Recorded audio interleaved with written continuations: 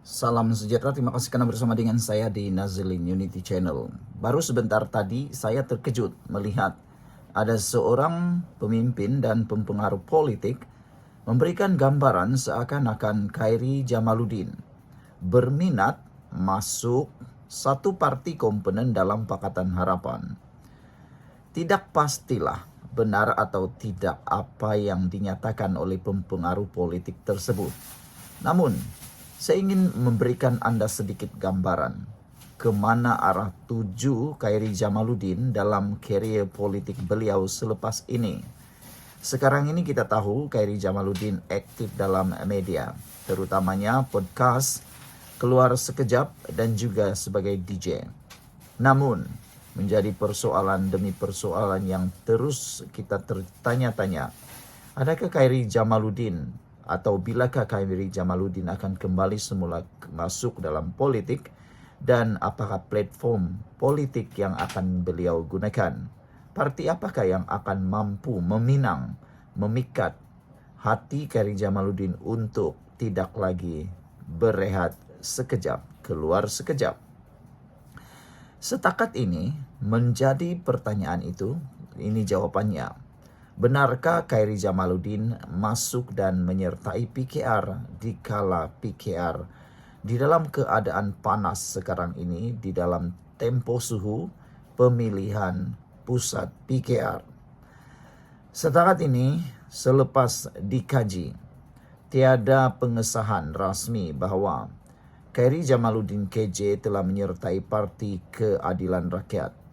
Walau bagaimanapun pada Jun 2023, tular satu kenyataan di media sosial, kononnya ada satu surat tawaran keahlian kepada Khairi Jamaluddin untuk menyertai PKR sebagai timbalan Presiden lantikan. Namun, melalui PKR, melalui ketua penerangannya, Fahmi Fadzil, beliau telah menafikan kesahihan surat tersebut dan menyatakan bahwa itu adalah palsu.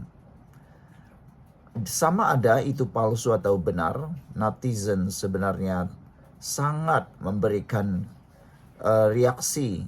Ada yang reaksi positif, ada juga reaksi yang negatif. Kebanyakan netizen gembira kalau betul-betullah Khairi Jamaluddin kembali semula dalam arena politik. Netizen bukan gembira karena Khairi masuk PKR, tapi mereka gembira kalau Khairi masuk semula politik. Karena kata mereka, dunia politik Malaysia sekarang dipenuhi oleh watak-watak orang tua, watak-watak yang dah terlalu veteran. Bahkan ada yang sudah terlalu tua, ada yang ada penyakit, dan sudah tidak lagi mampu bergerak dengan bebas. Tetapi masih kepingin, masih bernafsu memimpin, memegang kuasa, dan menjadi peneraju politik utama. Itu sebabnya mereka kata Khairi Jamaluddin dan ahli politik muda sepatutnya diberikan peluang sepenuhnya memimpin negara ini. Jadi saudara, selepas dipecat daripada UMNO pada Januari tahun 2023, Khairi Jamaluddin belum menyertai mana-mana parti politik secara rasmi. Khairi pernah menyatakan bahawa walaupun menerima tawaran daripada pelbagai parti, beliau masih menganggap dirinya sebagai ahli UMNO di hati. Terdapat juga spekulasi mengenai kemungkinan Khairi Jamaluddin menyertai Parti Pribumi Bersatu Malaysia Bersatu, terutama selepas beliau menghadiri mesyuarat bersama Tan Sri Muhyiddin Yassin. Namun tiada pengumuman rasmi dibuat mengenai perkara ini. Ramai netizen pengulas politik menasihati Khairi Jamaluddin jangan masuk Parti Bersatu. Kerana kalau Khairi masuk Parti Bersatu, beliau sepatutnya sudah dapat menghidu, melihat dan menganalisis keadaan politik Malaysia yang terkini, di mana Parti Bersatu Perikatan Nasional dalam keadaan nazak. Ini kerana kekuatan parti gabungan Barisan Nasional dan Pakatan Harapan tidak mampu disaingi oleh Parti Perikatan Nasional, khususnya Parti Bersatu. Silap-silap hari bulan, tak lama lagi Parti Bersatu akan menjadi batu nisan melihat kepada keadaan politik semasa. Jangan-jangan Parti Bersatu akan menjadi seperti Parti Pejuang pimpinan Mahathir. Hal ini kerana kekuatan gabungan undi Barisan Nasional dan Pakatan Harapan cukup gergasi. Jadi Khairi tak perlulah menyertai Parti Bersatu, kata mereka. Lebih baik Khairi menyertai UMNO kalau benarlah hati masih bertaut pada UMNO, atau paling tidak pun menyertailah parti yang dianggotai dalam Pakatan Harapan atau Barisan Nasional.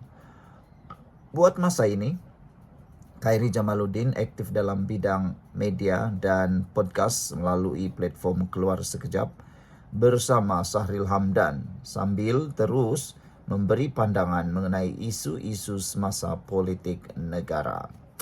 Sekian untuk kali ini. Jangan lupa tinggalkan komen Anda, tekan butang subscribe. Bye-bye.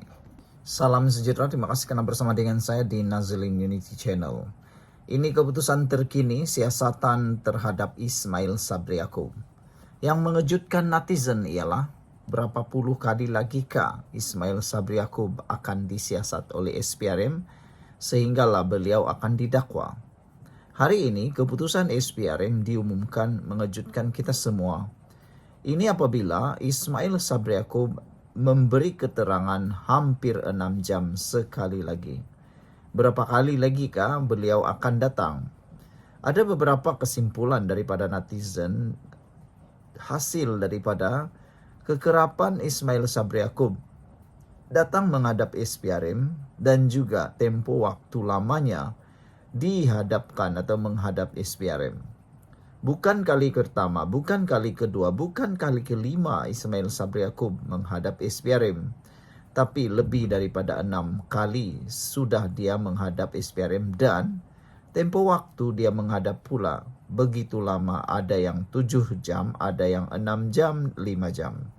Apa yang mereka mahu dapatkan sebenarnya daripada Ismail Sabri Yaakob?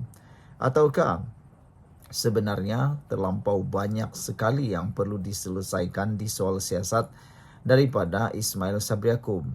Begitu rumit sekalikah kes yang membabitkan Ismail Sabri Yaakob ini sehingga ianya memerlukan masa yang terlalu panjang untuk disiasat berulang kali? Sebelum kita teruskan ulasan kali ini, jangan lupa saya pada masalah kencing manis, gout dan tinggi darah. Sila tekan butang produk yang ada dalam video ini. Beli cepat kerana produk ini murah, berkesan dan sudah beribu-ribu orang yang membelinya, lulus KKM dan juga halal. Saudara, bekas Perdana Menteri Datuk Seri Ismail Sabri Yaakob telah selesai memberi keterangan kepada Suruhanjaya Pencegahan Rasuah Malaysia SPRM hari ini berhubung siasatan kes rasuah dan pengubahan wang haram yang dikaitkan dengan dirinya. Ismail Sabri tiba di Ibu Pejabat SPRM di Putrajaya pada pukul 10.55 pagi dan dilihat meninggalkan bangunan tersebut kira-kira pukul 5 petang selepas hampir 6 jam memberi keterangan kepada pegawai penyiasat. Ahli Parlimen Berai itu disiasat antara lain membabitkan perbelanjaan serta perolehan dana untuk promosi dan publicity program Keluarga Malaysia sepanjang tempoh pentadbirannya sebagai Perdana Menteri dari Ogos 2021 hingga November 2022. Kes berkenan disiasat mengikut peruntukan di bawah Akta SPRM 2009 serta Akta Pencegahan Pengubahan Wang Haram, Pencegahan Pembiayaan Keganasan dan Hasil daripada Aktiviti Haram 2001. Sebelum ini, Ketua Pesuruhjaya SPRM Tan Sri Azam Baki dilaporkan berkata, siasatan terhadap kes berkenan masih berada di peringkat awal dan setakat ini telah mencapai tahap antara 15 hingga 20%. Saudara-saudara sekalian, yang menjadi pertanyaan dan buah mulut perdebatan netizen di dalam ruangan media sosial ialah, apa yang menyebabkan sebenarnya siasatan terhadap Ismail Sabri Yaakob ini begitu rumit sehingga berkali-kali dipanggil, berjam-jam waktunya? Mungkinkah ada terlalu rumit perjalanan itu dibuat? Semata-mata mungkin mengaburi mata penguat kuasa. Entahlah, kita pun tak tahu. Kita tunggulah keputusan tidak lama lagi. Sekian untuk kali ini. Jangan lupa tinggalkan komen Anda, tekan butang subscribe. Bye-bye.